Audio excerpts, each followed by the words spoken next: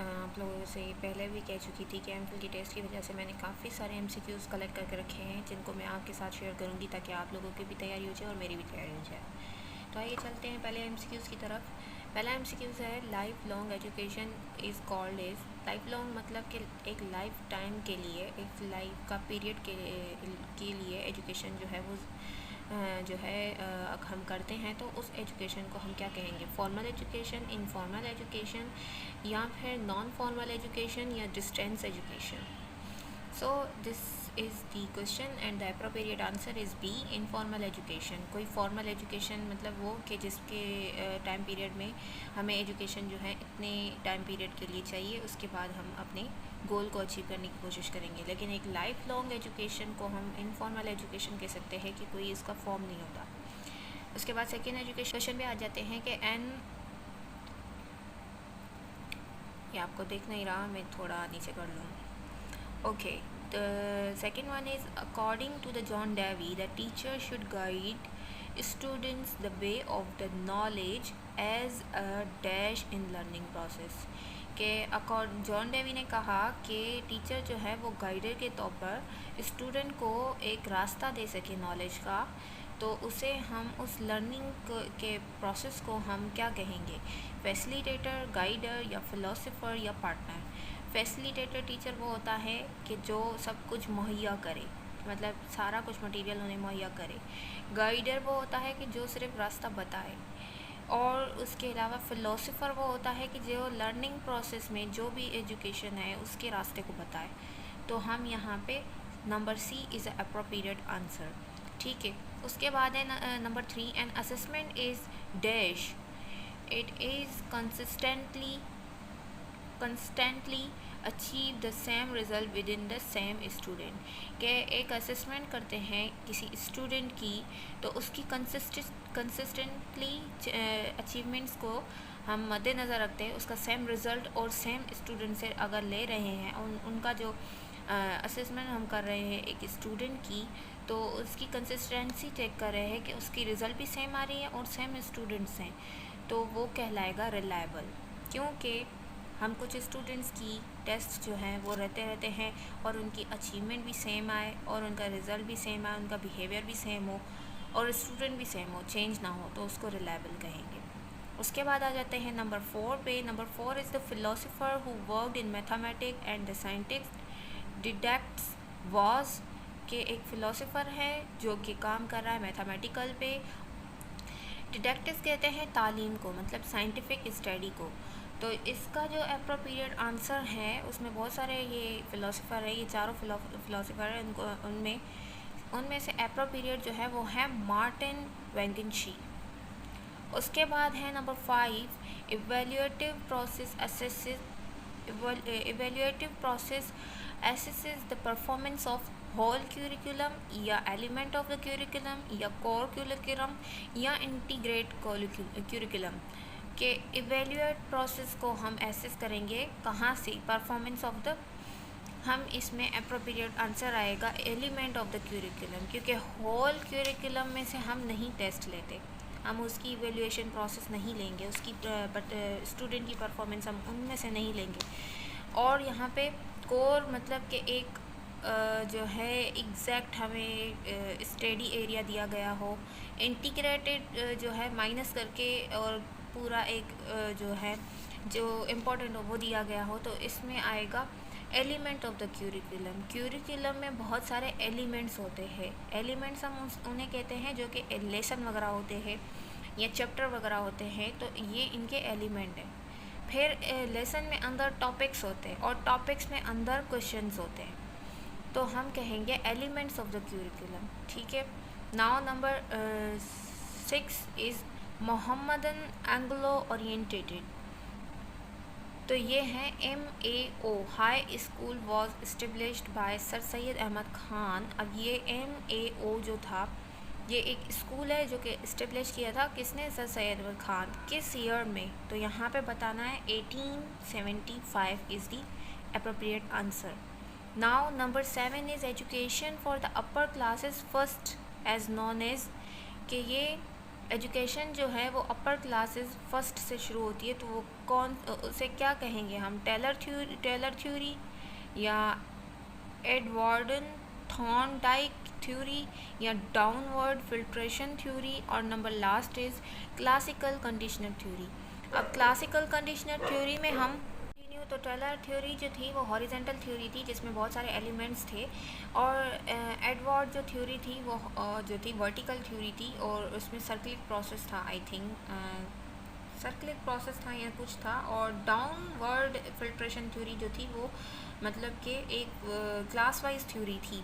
और classical condition theory में हम एक किस्म की लालच देकर, या एक किस्म की, हम उसे लालच तो नहीं कहेंगे, एक किस्म की उसे क्या कहेंगे कि एक आदत लगाकर उसे रिवॉर्ड देने की कोशिश करेंगे, तो वो जल्दी से काम करेगा और वो एक काम को करने की जल्दी कोशिश करेगा और वो आदतन हो जाएगा, तो उसे कहते हैं क्लासिकल कंडीशनर थ्योरी। तो इसमें जो है वो सी जो है वो करेक्ट ऑप्शन होगा, क्योंकि education from the first class non as the downward filtration theory, जिसमें क्लासेस बाय क्लासेस हम जो है पार्टिसिपेट करते हैं। उसके बाद नंबर आ जाएंगे 8 पे। The number 8 is the inclusive process in which solution of the problem is given is called. अब इंक्लूसिव प्रोसेस में क्या होता है कि सॉल्यूशन जो है वो दिया जाता है प्रॉब्लम का, और उस प्रोसेस को हम उस प्रोसेस को हम क्या कहेंगे, एडवाइस या फिर हेल्प या गाइडेंस या फिर काउंसलिंग। तो मेरे ख्याल से यहाँ पे गाइडेंस आएगा, क्योंकि गाइडेंस में ये होता है कि हम एक सॉल्यूशन निकालते हैं, सॉल्यूशन निकालने के बाद हम उसे जो है प्रॉब्लम निकालने के बाद सॉल्यूशन भी खुद देते हैं। तो नंबर 8 का आएगा C, guidance. And number 9 is the क्रम sampling in the research means के रिप्रेजेंटेड ग्रुप, कि हम सैम्पलिंग करते हैं। सैम्पलिंग करते वक्त हम जो है ग्रुप की सैम्पलिंग करते वक्त, सैम्पलिंग कहते ही उसे हैं कि हम बंदों को चुनते हैं जिसे जो बंदे हमें चाहिए, जैसे उनमें कोई डिज़ीज़ हो या उनमें कोई मसला हो या उनमें कोई रिसर्च करनी हो उन पे, तो हम उन बंदों की सैम्पलिंग करते हैं, हम उन बंदों को कलेक्ट करते हैं।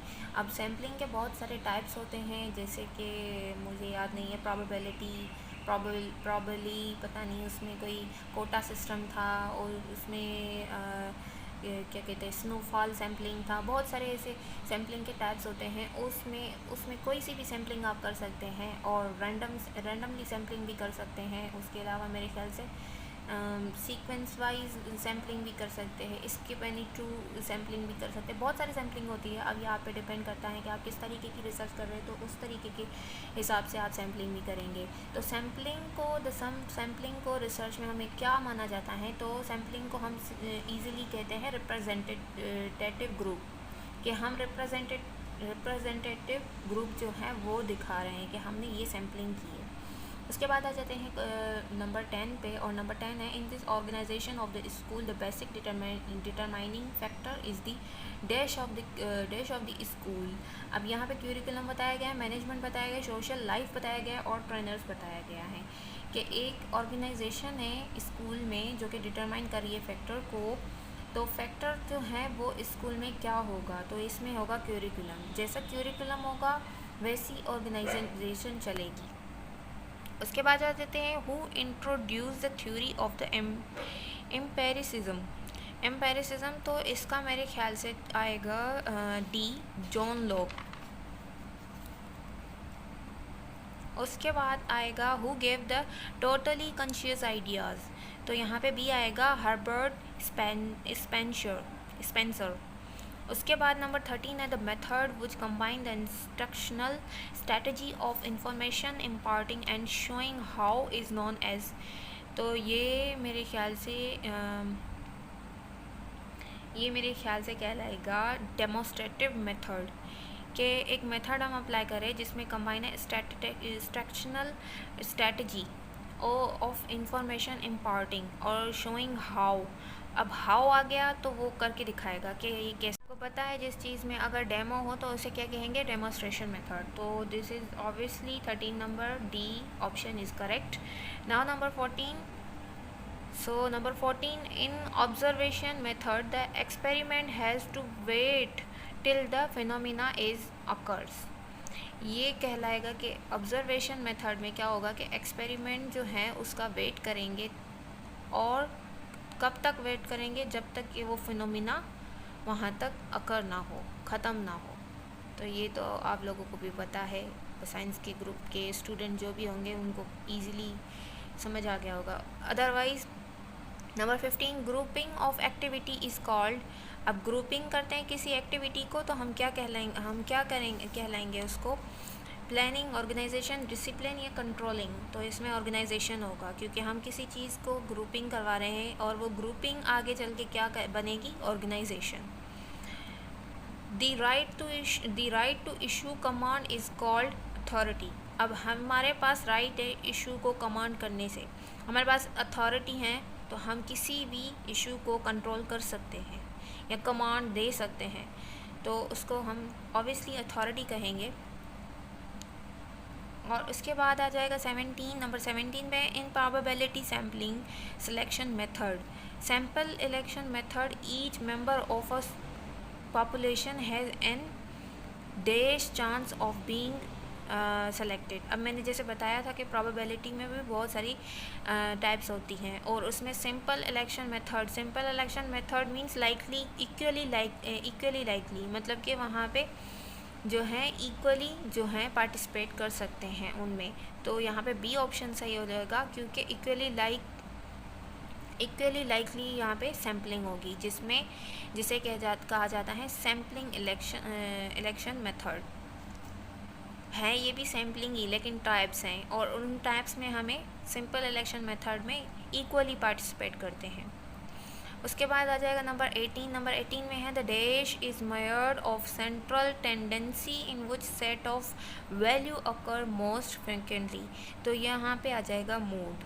The mode is मेयर्ड of central tendency in which set of values occur mostly frequently. उसके बाद ये अमाइल एक बुक था, ये किसने लिखा था, तो ये रूशियो ने लिखा था।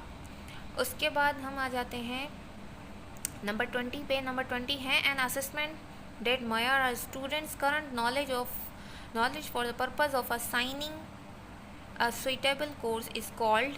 तो मेरे ख्याल से यहाँ पे आ जाएगा, नीचे ऑप्शंस दी गई हैं, diagnostic assessment, formative assessment, summative assessment, temporary assessment. तो यहाँ पे फॉर्मेटिव आएगा मेरे ख्याल से। फॉर्मेटिव असेसमेंट में हम करंटली जो स्टूडेंट ने पढ़ा है और किस पर्पज़ के लिए पढ़ा है, तो ये जो है उसमें होता है फॉर्मेटिव में। उसके बाद आ जाते हैं 21, test of abstract intelligence are. तो test of the abstract intelligence are language test, कि जिसमें एब्स्ट्रैक्ट इंटेलिजेंस की चेकिंग की जाए, तो उसमें हम कहते हैं लैंग्वेज टेस्ट। अचीवमेंट टेस्ट मेयर दी। अब ये अचीवमेंट टेस्ट वो हो गया कि हम आगे की पढ़ाई के लिए टेस्ट लेते हैं, ताकि आप में इतनी एबिलिटी है कि आगे पढ़ पाएंगे या नहीं। तो इसमें अटेंड एबिलिटी आएगा, कि आपके पास इतनी एबिलिटी है, अटेंड एबिलिटी है कि आप आगे पढ़ सकें। उसके बाद है the first intelligence test appeared with revision given by Binet Simon. तो ये 1905, 1908, 1914, 1916। तो B option is the correct, 1908। Now the 24 is the first report that attempt to the streamline and plan the national system of education in India by British government prepared by the Lord Macaulay in 1830, 1835, 1944, 1854। तो इसका आएगा 1835 is the correct answer. कि first time attempt किया था streamline और plan किया था national system of education in India में, वहाँ बाय ब्रिटिश गवर्नमेंट, और वो बाय ब्रिटिश गवर्नमेंट ने प्रिपेयर किया था बाय लॉर्ड मैकॉले। उसके बाद आ जाते हैं 25 पे, N approximate indicate of how number very from the mean is called correlation, regressive, standard deviation और चाई स्क्वायर या chi square. So approximately indicator how number very from the mean, मतलब कि मीन निकाल के और उसमें वेरी करेंगे कि कितने नंबर्स जो हैं वो यहाँ पे इंडिकेट हो रहे हैं। तो ये स्टैंडर्ड डेविएशन है। स्टैंडर्ड डेविएशन में ये होता है कि मीन निकाल के और फिर स्टैंडर्ड डेविएशन निकालते हैं कि कितने नंबर वेरी करते हैं। सो आप कहेंगे तो मेरे ख्याल से मेरे पास रखा हुआ है काय स्क्वायर का क्वेश्चन, वहाँ पे स्टैंडर्ड डेविएशन लगा के और मीन निकाल के फिर स्टैंडर्ड डेविएशन का फॉर्मूला लगा के वैल्यूज़ पुट करते हैं ताकि हमें पता चल सके कि कितने नंबर वेरी करते हैं। उसके बाद नंबर 26 पे आ जाते हैं, which philosopher compiled kindergarten education system. अब किंडरगार्टन का मतलब यहाँ है कि student which are playing in the playground, के प्लेग्राउंड में जब बच्चे जो हैं वो क्या कहते हैं कि खेल रहे होते हैं, तो उनको यहाँ पे शो किया है किंडरगार्टन से, नहीं गार्डन से, लेकिन यहाँ पे गार्डन है, शायद ये में भी मिस्टेक हो। तो यहाँ पे ए आएगा, Friedrich Froebel is the correct answer. उन्होंने ये फिलोसोफर था, उन्होंने कंपाइल किया था इन किंडरगार्टन को एजुकेशन सिस्टम में। उसके बाद आ जाते हैं नंबर 27 पे। Number 27 is about who had devised the term IQ, intelligent quotient. तो यहाँ पे मेरे ख्याल से ये आएगा बी, विलियम स्ट्रन। उन्होंने ये IQ का जो टर्म था वो डिवाइज करवाया था। उसके बाद फॉर्मल एजुकेशन और स्कूल ट्रेनिंग रिप्रेजेंट दी, तो यहाँ पे प्लेन प्रोग्राम स्टडी आएगा, क्योंकि फॉर्मल एजुकेशन या स्कूल ट्रेनिंग रिप्रेजेंट जो है वो प्लेन प्रोग्राम ऑफ स्टडी पे होती है। फॉर्मल एजुकेशन और स्कूल ट्रेनिंग एजुकेशन ये कि जिसमें B.Ed वगैरह होते हैं, M.Ed वगैरह होते हैं, जिसमें आपने पढ़ा तो वैसे ही होता है, लेकिन उसमें समझाया ये जाता है कि कैसे प्लान करके पढ़ाते हैं, प्लानिंग के थ्रू कैसे चलते हैं, और बच्चों की साइकोलॉजी को कैसे नज़र रख के और उस क्यूरिकुलम को आपको पढ़ाना है।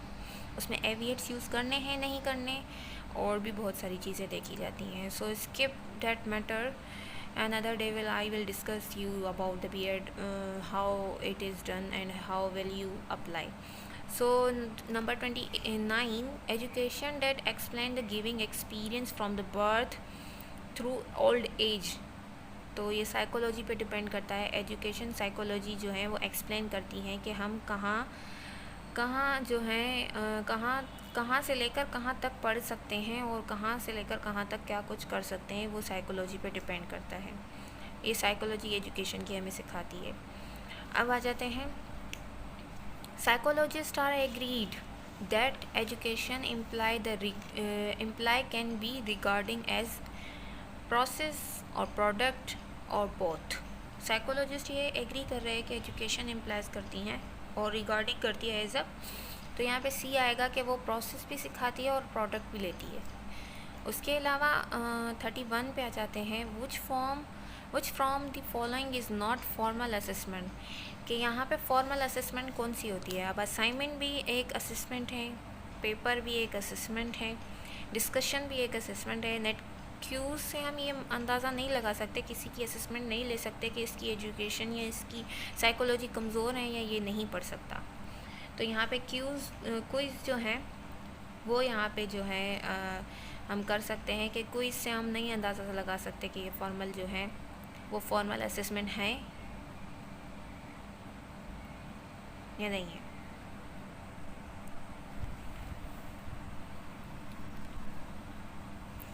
उसके बाद आ जाते हैं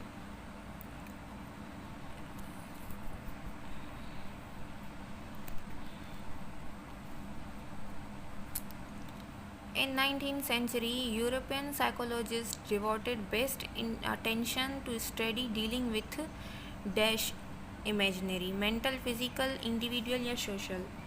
तो यहाँ पे आएगा मेंटल, क्योंकि इन 19th सेंचुरी में यूरोपियन साइकोलॉजिस्ट ने ये बेस्ट अटेंशन स्टडी पे डीलिंग की थी विद मेंटल इमेजनरी पे।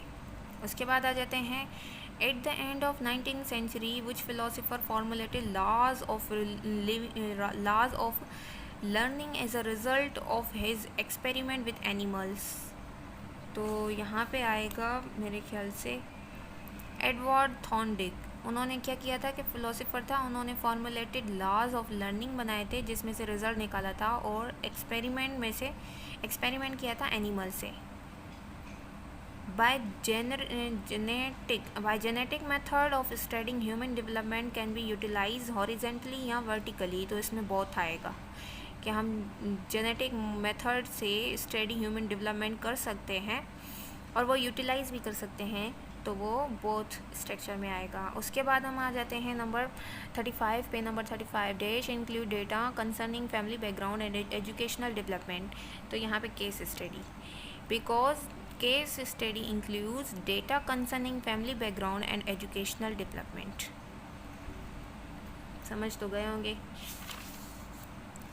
उसके बाद हम आ जाते हैं नंबर 36 पे. और number 36 is about teachers are closely associate with the process of study, learning, evaluation या ऑब्जर्विंग. तो यहाँ पे आएगा लर्निंग, क्योंकि टीचर के लिए जो एसोसिएशन क्लोजली एसोसिएट होती है वो लर्निंग पे होती है. ज़्यादातर फोकस ही उनका लर्निंग पे होता है. और इसके अलावा the teacher can provide the kind of the stimulation to enable the child to become quality social interesting या एक्टिविटी. तो यहाँ पे एक्टिव आएगा, क्योंकि टीचर जो है वो जो है ऐसी चीज़ें प्रोवाइड करता है, स्टिमुलेशन देता है, काइंड ऑफ स्टिमुलेशन देता है ताकि बच्चे जो हैं वो एक्टिव बने. उन्हें लालच देता है, लालच दे के पढ़ाना. जैसे अब मैं आपकी छुट्टी बंद कर दूँगी, मैं आपको खाना नहीं दूँगी, लंच नहीं करने दूँगी, ब्रेक नहीं करने दूँगी, तो इससे बच्चे एक्टिव हो जाते हैं कि नहीं हमें टीचर जो हैं वो ये नहीं करने देंगे, वो नहीं करने देंगी. एग्जैक्ट लालच देके stimulation. So a teacher should have an intelligent quotient of 120. ये यहाँ पे 120 एग्जैक्ट जो है यहाँ पे बताया गया है. Who said that a single shelf of a good European library was worth the whole native literature of India and Arabic. तो यहाँ पे लॉर्ड मैकॉलरे आएगा, क्योंकि यहाँ पे जो है कहा गया है कि single shelf of the good European library was the worth and whole native literature of India and Arabic. तो यहाँ पे इंडिया और अराबिक लिटरेचर जो था वो नेटिव जो था वो था लॉर्ड मैकॉलरे. उसके बाद motivation is the dash purpose of the evaluation. तो ये बेसिक पर्पज़ ऑफ द, क्योंकि motivation is the basic purpose of the evaluation. Motivate हम करेंगे तभी तो किसी चीज़ की पर्पज़ की इवेल्यूएशन कर सकेंगे.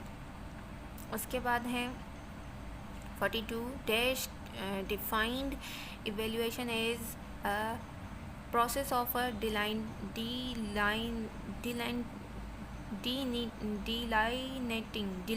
obtaining and providing useful information for the judging decision alternatives.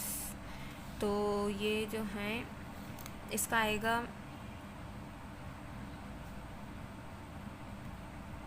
Number 42. हम पहले वाले को भूल गए. पहला वाला है 41. Primary purpose of evaluation is to provide a basic curriculum review improvement, या फिर बोथ, यहाँ पर नन ऑफ दीज. तो यहाँ पे बोथ आएगा कि primary purpose of evaluation is to provide the basic curriculum, जिसमें हम रिवीजन भी लेते हैं और इम्प्रूवमेंट भी करवाते हैं. और उसके बाद नंबर 2 है dash defined evaluation as a process of delineating and obtaining and providing useful information for the judging decision alternatives. तो यहाँ पे आएगा सी स्टफल बीन. इसका मुझे भी इतना नॉलेज नहीं है, जो नॉलेज है मैं बताती जा रही हूँ. Who introduce the term mental test. तो यहाँ पे आएगा कैटल. उन्होंने ये जो मेंटल टेस्ट जो थी वो इंट्रोड्यूस करवाई थी. और the famous educational psychologist Alfred Bennett was a German या फ्रेंच या रशियन या अमेरिका. तो ये फ्रेंच था. Who 45 number an attitude of a fair minded appreciation of its value can be obtain through a consideration of mental. तो यहाँ पे आएगा सी मेजरमेंट के fair minded appreciation it value can be obtain through a consideration of a mental measurement. उसकी measurement करके हम उसको appreciation fair minded की दे सकते हैं. उसके बाद आ जाएंगे 46. How do we get the knowledge and how can we be sure it is true और not error. This area of a philosopher is called. ये किसने कहा था कि हम कहाँ से एजुकेशन ले सकते हैं और क्या हमें पता चल सकता है कि इसमें एरर है या सही है। तो ये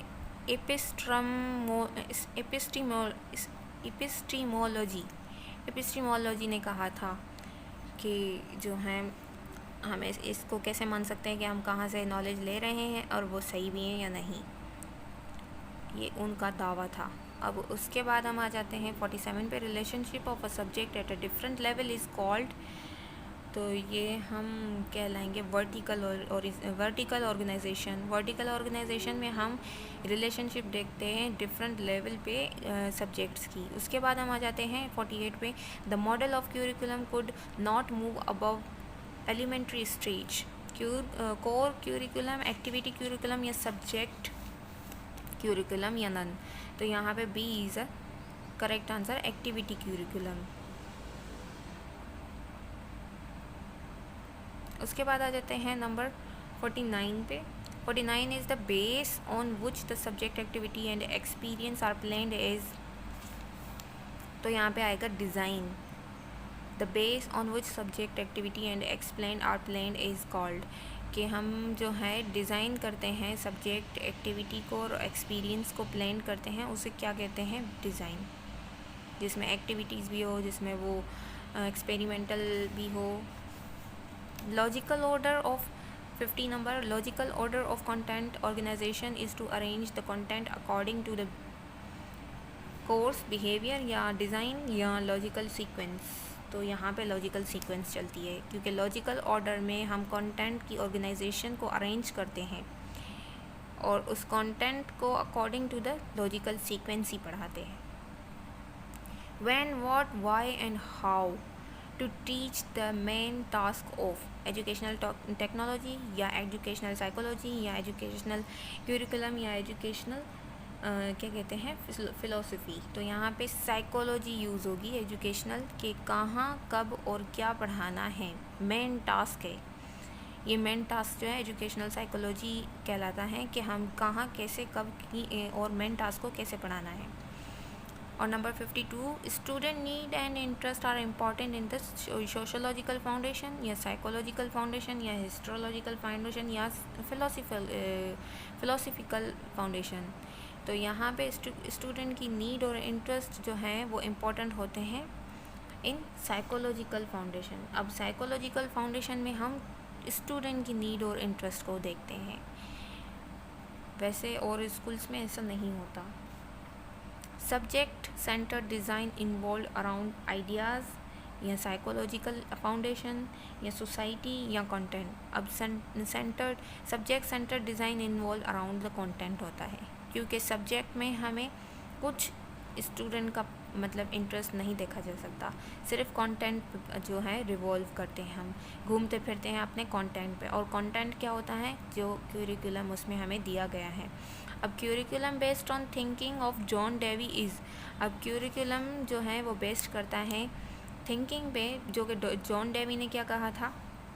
अब जॉन डेवी ने कहा था सब्जेक्ट सेंटर्ड क्यूरिकुलम और लर्नर सेंटर क्यूरिकुलम और क्यूरिकुलम एक्टिविटी सेंटर्ड, और डी में है नन। तो यहाँ पे सी आएगा।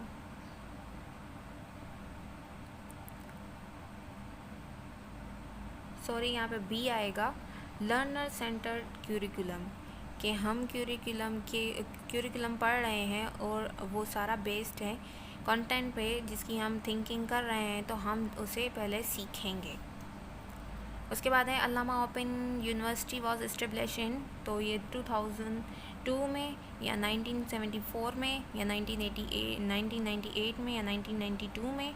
तो ये 1974 से एस्टेब्लिश हो गई थी, जिसमें हम ऑनलाइन ज़्यादातर क्लासेस लेते हैं। अब आ जाते हैं 56 पे। तो 56 है questioning skill in teaching is the most useful in. के क्वेश्चनिंग जो स्किल हैं वो टीचिंग में मोस्ट यूज़फुल होते हैं ensuring student activate participate and learning, कि हम इंश्योर स्टूडेंट को करते हैं कि स्टूडेंट जो है वो एक्टिवली पार्टिसिपेट कर रहे हैं या नहीं कर रहे हैं। और memorise the fact by student, कि मेमोराइजेशन इनकी हो रही है या नहीं हो रही। या मेकिंग स्टूडेंट डिसिप्लिन, स्टूडेंट को डिसिप्लिन में लाते हैं। या participant student for the examination, या प्रिपेयर करते हैं बच्चों को कि वो एग्जामिनेशन में बैठ सकते हैं या नहीं बैठ सकते। तो हम जो है ये सही रहेगा कि इंश्योर करते हैं कि बच्चे जो हैं वो एक्टिवली पार्टिसिपेट कर रहे हैं लर्निंग में या नहीं कर रहे। उसके बाद आ जाते हैं 57 पे, the first educational conference of Pakistan held in 27 November to 1 December 1947 at Islamabad, Lahore या कराची। तो ये कराची में हुई थी। उसके बाद आ जाते हैं नंबर 58 में, Islamiat Pakistan study Arabic were made compulsory subjects in national education policy. ये कब से जो है नेशनल एजुकेशन पॉलिसी में कंपलसरी सब्जेक्ट कहलाए, तो ये 1978 में। Number C is the correct answer. उसके बाद आ जाते हैं 59 पे, in 1859 first school was established by sir Ahmad Khan at Aligarh, Moradabad, Allahabad, Aligarh या गाज़ीपुर। तो ये मुरादाबाद आएगा कि उन्होंने 1859 में फ़र्स्ट स्कूल जो है वो इस्टेब्लिश किया था by sir Ahmad Khan. Number 60 is the most significant approach of evaluation is. अब मोस्ट सिग्निफिकेंट अप्रोच जो है एवल्यूशन में क्या होती है? कंटिन्यूसली एंड कंप्रीहेंसिव एवल्यूशन, या conducting objective term end examination, या maintenance cumulative record of students, या फिर सेमेस्टर सिस्टम एवल्यूशन। तो यहाँ पे कंटिन्यूसली एंड कम्प्रीहेंसिव एवेल्यूशन, की कंटिन्यूसली उसकी असेसमेंट होती रहती है, उसकी एवेल्यूशन हम करते रहते हैं, और कम्प्रीहेंसिवली एवेल्यूशन होती है, वजाहत में एवेल्यूशन होती है। उसके बाद आ जाते हैं educational technology is useful become it is the need of the over, या it is adopted by the famous institute, या it makes teaching effectively and efficient, it attracts students toward the teacher and the learning activity. तो यहाँ पे education technology वो कैसे ज़रूरी है, इसमें आ जाएगा सी, क्योंकि जो एजुकेशनल टेक्नोलॉजी यूज़ करके जो टीचर पढ़ाता है उसकी टीचिंग इफ़ेक्टिवली और एफिशिएंटली वाज़ेह होती है। ये मैंने आप लोगों को बताया था कि the kindergarten is the meaning of the children's playground. तो यहाँ पे डी जो है इसका करेक्ट आंसर आएगा। उसके बाद है teacher knowledge on the student needs and interest are the covered by the subject. तो ये साइकोलॉजिकल एजुकेशन आएगा, क्योंकि साइकोलॉजिकल एजुकेशन में हम स्टूडेंट के नीड और इंटरेस्ट की जो है वो ज़्यादा ख्याल रखते हैं। उसके बाद है number 64, black board can be included in which group category for the teaching ads.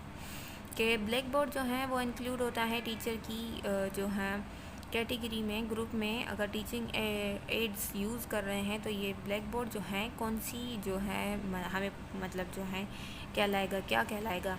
Audio add, visual add, या ऑडियो वीडियो एड, या नन ऑफ अबव। ये तो विजुअल होगा, क्योंकि हम लिखते हैं, हम देख रहे हैं, तो विजुअल होगा, विजुअल एड है। उसके बाद number 65, at authoritarian level teaching is teacher centre, या टीचर चिल्ड्रन सेंटर, या हेड मास्टर सेंटर, या एक्सपीरियंस बेस। के an authority level of teaching. अब अथॉरिटी लेवल ऑफ टीचिंग मतलब कि टीचिंग को इतनी अथॉरिटी दी गई है, तो ये बेसिकली टीचर सेंटर ही होगी ना, कि सारा कुछ टीचर पे डिपेंड करता है कि हाउ विल ही ट्रीट।